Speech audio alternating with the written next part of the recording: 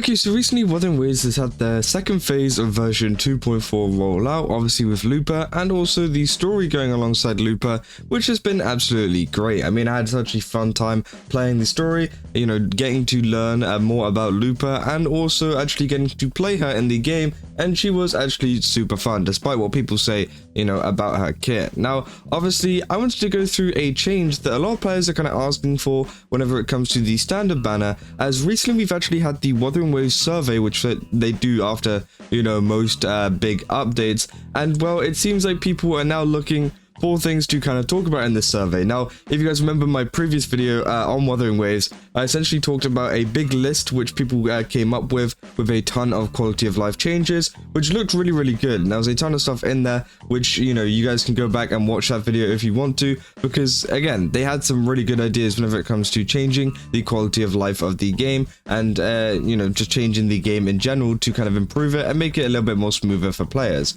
But I recently came across this kind of post over on r/Wuthering Waves talking about the standard banner and whether it needs 5 stars and stuff, and I kind of wanted to go through some of the people's thoughts on this, because again, I don't really know what people think about the current 5-star standard banner, because it does feel a little bit stale at the moment. It hasn't really changed obviously since the you know, Wuthering Waves first came out, so it seems like a lot of people don't really care about pulling for any of these characters anymore unless it's for like copies or whatever, you know. And whenever you pull on the standard banner, it doesn't feel as exciting anymore, at least to me. You know, sometimes, you know, I'll just use my pulls on the standard weapon banner instead, because it tends to be a little bit more useful, especially seeing how many limited characters are currently out in the game, which obviously, yeah, people saying other than Verena, I feel like they're all lacking unless they're like S3 and above. Junjin even has a different playstyle at S6. Personally, I think a touch up on their damage is what they need so that players won't feel dejected when they don't get the limited banner. This is just my opinion. What's yours? So again, obviously this person is suggesting that you make the standard banner characters stronger, which I definitely do think could be a play. I think that could be, you know, pretty good. I do think, you know, making them stronger, actually, yeah, that could work. But also, I think maybe adding some more characters to the standard banner could also help to freshen it up a little bit as well, because again, we haven't had any new additions to it. Obviously, people saying Junjin needs a way to get her buffs out faster, but she's otherwise super fun. So honestly, if she could apply error erosion, it would actually be enough to have her somewhat viable, and add 20k every few seconds would benefit her.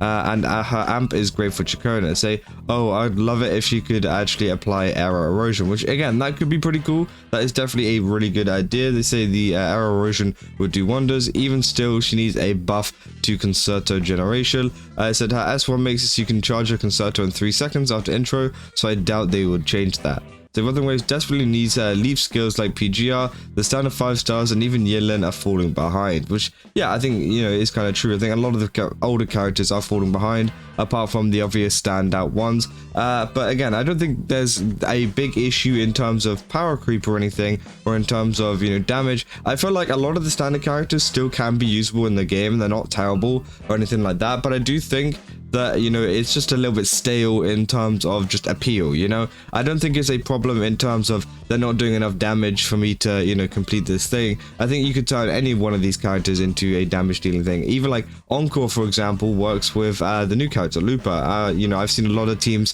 featuring Encore in that, but I think the main point is whenever it comes to the standard banner, once you've played for a while, and there's a lot of people that have been playing since release, it does get, you know, pretty stale, and it does get a little bit boring just seeing the same banner there constantly. And obviously, you know, that has been the same for many gacha games, so it would be nice if they could find some way to kind of spice it up a little bit. I mean, even Honkai Star has managed to find a way to do that too. You know, people are honestly obviously talking about Janjin quite a lot. All I need is Janjin can still channel her forte when you switch, like Chikona with her ult. So again, a lot of people are talking about Janjin here. I mean, this is the main character that they want to change, I think. They said this is this, or just revamp it into an instant outro skill. People saying the holy trinity of 5 stars who needs a buff is Kalcharo, Janjin, and Lingyang. They said Junjin needs a buff to her healing and a shield. Instead of on-field resonator receiving healing while shield is active, it should be all resonators on the team. Obviously, everyone is saying Janjin needs a huge buff. She does very little damage. Her forte takes attack takes forever. She has slow Concerto gains. Her resonance skill has outrageously long cooldown but extremely little payoff from counterattack damage. She's just bad all around because she's the worst role filler in any category you need her for. Sure, her ult has pulling effects, but I'd rather use her slot for someone else. At least Ling Yang / Kalcharo can clear TOA sometimes. Worst of all, I hate how her resonance skill shoots in a perfect horizontal axis and miss enemies from higher elevation, completely whiffing the attack and any potential concerto or resonant energy gains, which, yeah, I think is true. I mean, again, I'm someone that hasn't really used Janjin that much because obviously she isn't really the best. I think it's very obvious that Janjin isn't one of the best characters whenever it comes to this. So again, it would be nice if she could have some kind of change, made to her potentially, because again, that could probably, entice some more people to play her. But again, it seems like that is the main kind of trend in the comments here. They say Encore on Verena is good. Kalcharo needs to gain stacks on his forte from the dodge counter. Janjin, even at S2, is quite slow. So again, more Janjin stuff. Lion Boy, I heard, is not that bad, but I dislike him anyways. So again, yeah, people just kind of giving their thoughts on this. Verena is still viable, being the second best general as healer. Encore got a lot better if you have Lupa, which, yeah, was exactly what I was talking about. So Calculate is just feeling slow and clunky with pretty much everything he does. I think that they're talking about Kalcharo there.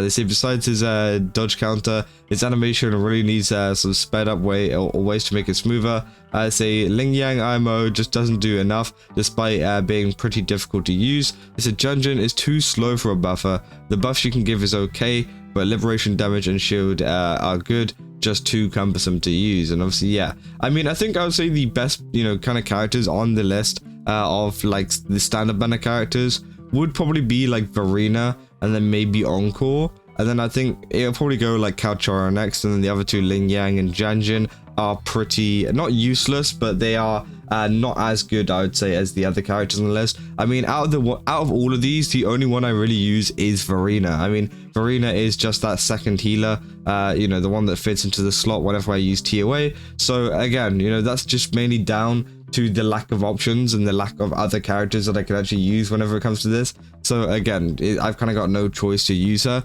So yeah, I'll use her with, Shorekeeper, Shorekeeper on one of them, Verena on the other, and then I think I use Baija or someone like that on one of the kind of lower towers or less hard towers, because again, sometimes you just need that. So again, yeah, I think maybe adding just some more characters, some more interesting characters could be interesting, or even just buffing or re-changing some of these characters designs could help out.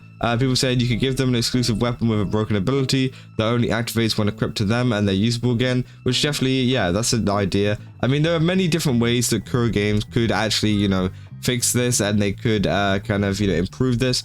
But again, these are just some of the suggestions that people are adding down below, and some of the kind of issues that people are adding down below that I want to share with you guys, because again, obviously some people are pretty frustrated with the standard banner of how it is right now, because again, as I said, it hasn't really changed since the release of the game, so of course it's going to feel quite outdated. But yeah, if you guys did enjoy this video, don't forget to leave a like and subscribe. Also, go to GameStop, use my code KAZA, get 10% off. Again, they've got a ton of stuff over there if you guys want to go check it out. And yeah, also let me know down in the comments what you guys think about this and what you guys have to say about the standard banner, what kind of changes you want to see added to this. So yeah, let me know down there.